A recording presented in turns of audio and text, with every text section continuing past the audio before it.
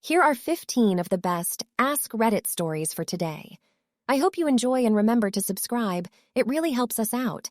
We post new videos every day. 6 years ago I switched my wife's cat with a more well-behaved look-alike. 6 years ago, I swapped my then-girlfriend now wife's cat with a more well-behaved look-alike. She had an all-black cat that was extremely aggressive. It scratched everyone, hissed at everyone, and didn't use its litter box half the time. My wife insisted she could get it to behave better. One week she went out of town to visit her family and I was supposed to go to her apartment and feed it. The first night I went over, it scratched the shit out of my arm.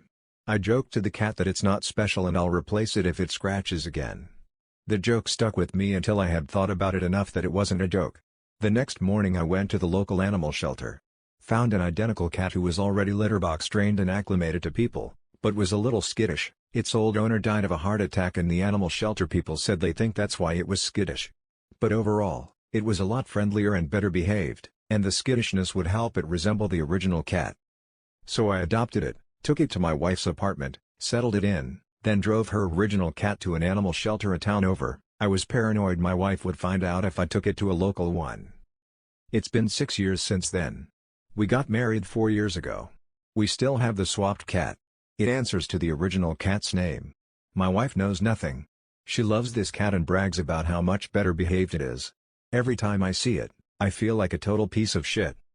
Edit: for the people saying the other cat was likely euthanized by the shelter, I just double-checked and the shelter. What is an example of the butterfly effect that happened in your life? Around 5 years ago I was going to live in Australia for around a year, as part of a student exchange program. I would have been able to leave for Australia earlier, but I had troubles organizing my visa. The visa couldn't come from my national government for some reason, and had to go through the German bureaucracy. The delay meant that I had to leave 1 week later than originally planned. I had to reschedule flights, which was a large nuisance at the time. The original flight I would have been on would have been flight MH17 from Amsterdam to Kuala Lumpur that was shot down with a rocket above Ukraine by pro-Russian separatists. Everybody on that flight had died. I took flight MH19 instead, thanks to the delay caused by slow bureaucracy. I would have died had I gotten my visa on time.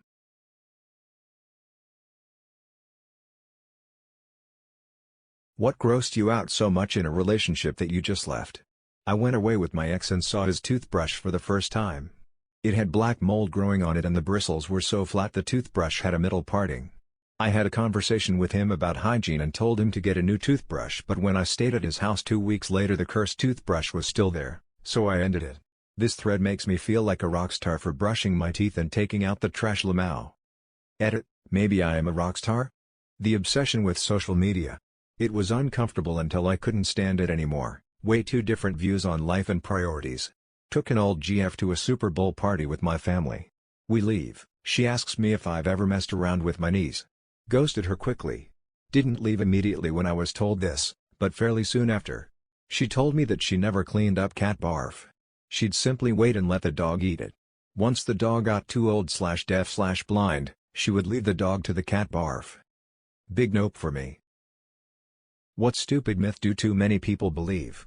That if you put a frog in tepid water and slowly raise the temperature, the frog won't try to escape and save itself when the temp gets too high. Great for illustrating certain points, but completely untrue. Goldfish have short-term memory. Actually, goldfish can remember things up to a year. Bermuda Triangle. For any given same-size sea area there is statistically the same amount of missing ships and planes. You get arthritis by cracking your knuckles. All it is just gas bubbles popping. Also, some guy did a long-term experiment, several decades I think, where he constantly cracked all knuckles in one hand and left the other one alone. After the experiment was over, they took x-rays and tests to find that both hands were practically identical in terms of condition. Too many people believe that porcupines can shoot their quills when they actually have to jab you with their quills. What's the worst part of having a child? The constant anxiety that you're doing enough to shape them to make good choices, a good life, be a good person and for them to have the life they deserve. When people ask me this I say, you know those video games where you have to escort a character to a destination without them being attacked? That's parenting. Those missions are a pain in the ass. Watching them make the same mistakes you did even though you told them not to make those mistakes. Little Jimmy. If you borrow a bunch of money, those people are going to want it back and if they don't get it back they'll take stuff you won't want taken. having to deal with their total lack of self-preservation. They are creative and come up with all kinds of ways to try and kill themselves. Keeping ahead of the game is exhausting. Truck drivers, what's a creepy story you've got from the middle of nowhere? Not sure if this story is creepy, but it's definitely scary. My father was a truck driver in East Africa in the 80s and early 90s. During the years leading up to the Rwandan genocide, my father was passing through Rwanda. He reached a checkpoint and was forcibly removed from his truck at gunpoint. Apparently he looked like he belonged to the Tutsi tribe and they put him in a cage with other Tutsi prisoners. He tried communicating that he isn't Rwandan, but no one spoke the same language as him. Every night they would take about 5 people from the cage and slaughter them in front of him. After the third night, he saw a man that spoke a little bit of Swahili, which my dad spoke, and told him that he's not Rwandan and showed him his ID. Somehow that guy got him out and he was handed the keys to his truck and was on his way. My daughter asked me for a loan from the bank of mom, and when I told her she didn't meet the qualifications for one, that girl replied, "Thought this was a black-owned business." 99. Jesus Devante Christ. My wife of 15 years just told me, "I don't find you attractive. I don't find you attractive. At all." I believe her. This is evident in her lack of interest in me. I work so hard for our family. Probably 80 hours a week at work, and I try to help out with household items too. She works part-time. I am cutting back on work to focus more time on home, but money is tight. Life sucks. Why are all my people using the straight bridge with traffic instead of the fun one? I'm Russian, hear me out. From this whole situation, it feels like you woke up as a child from screams. You run out and you understand that your drunk mother has gone crazy and went to fight with the neighbors. You stand and look at it, you feel shame, fear, and you are afraid to say something, because she will kick you at home. The rice here at home, when made in the slow cooker, always came out with a delicious fried flavor and we never found out why.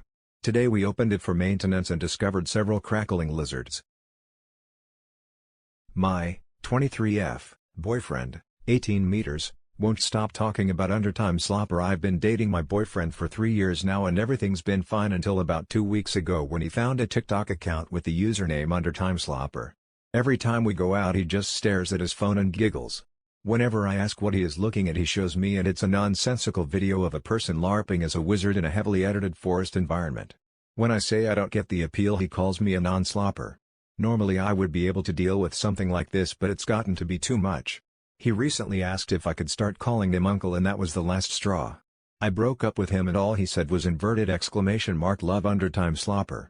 Is there any way to get my old boyfriend back, or has he lost the slopper? My husband took the tires off my car. He got up early this morning. I didn't think anything of it because he goes to the gym before work. I saw it when I went to go look for my son's toy in the car. All my tires were gone. My heart sunk because I thought he must have been mad about something. I called my husband. I asked him what I did. He said, "You did nothing. I just prefer you not go anywhere this week." I said, "Why didn't you just tell me that?" He said, "I wanted you to understand. You know, words aren't enough for you sometimes." I'm so tired of his games. I don't even know what he wants from me anymore. Sometimes I see where I messed up, but this was completely unexpected. I'm so loving toward him. I don't deserve this. Probably my last post, from Ukraine. Well, I guess this is it then. Sirens are wailing all over Lviv. I couldn't run away from my problems no matter how hard I tried. All those years of suffering and depression, lived through them only to get the worst hand dealt ever. And yet, I don't want to escape. Fuck that. I was a coward my whole life, but now it gets personal. For today, I'm wasting myself with my friend with as much alcohol as possible. To forget what's happening for at least one more day. Then, like I said in my previous post on this subreddit, I'm joining the army. If I ever return back to Reddit, it's either as a hero or as a spineless coward. Goodbye, everyone. What's a company secret you can share now that you don't work there? Used to work at a graphic design firm. All our Adobe software was pirated. I used to work surveillance at a casino. From something like 3 stories high ceiling, we could zoom in on money on the table games and read the serial numbers of the bills. We could see the pips on the dice. Policy was to not look down blouses. Maple sap can be trucked in from other states, and where it's turned from sap to syrup decides on the state it comes from, not the location of the trees. I worked for a large construction company and the sales guys would intentionally omit items from contracts because they received incentives for what would then become a change order. Me, you forgot to include any framing in this contract, sales weasel. Oh, I guess it's a change order then. Customer cries. I used to work for a company that rhymes with must beat and we used to have somebody post this question every few months for material for one of our clickbait articles. My terminally ill ex-husband asked to see me one last time but my current husband said he'd divorce me if I do it. My ex-husband and I got divorced 3 years ago. We didn't have kids although we wanted them so badly. We knew each other for over 10 years and we had been through so much together. He helped me out when my family abandoned me and quit his job to move with me. He even helped me get my degree and I never wanted us to divorce but he was the one to initiate because he was secretly diagnosed with a medical condition and said he didn't want to ruin what we had and become a burden. He's very sick right now and has asked to see me probably for the last time.